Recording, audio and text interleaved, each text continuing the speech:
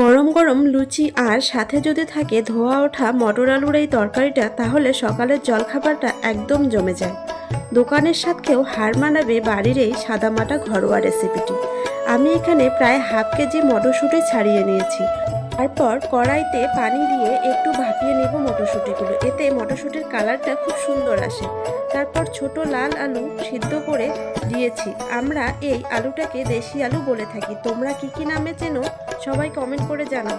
আমি এই রান্নাটা করব বাটা মশলায়। কয়েকটা রসুন কোয়া, লঙ্কা, পেঁয়াজ, জিরা বেটে নিয়েছি। এরপর কড়াইতে তেল দিয়ে জিরা বাটা মশলাটা ভেজে নেব। লবণ, হলুদ, লঙ্কা গুঁড়ো দিয়ে মশলাটা কষিয়ে আধ ভাঙা করা আলুগুলো দিয়ে কষিয়ে মটরশুঁটিগুলো দিয়ে আরও কিছুক্ষণ কষিয়ে নেব। পানি দিয়ে কিছুক্ষণ জাল করে দিয়ে উপর থেকে ধনেপাতা কুচি আর গরম মশলা গুঁড়ো দিয়ে ছড়িয়ে নামিয়ে নেব। রুটি বা লুচির সাথে আজও ট্রাই করুন, একদম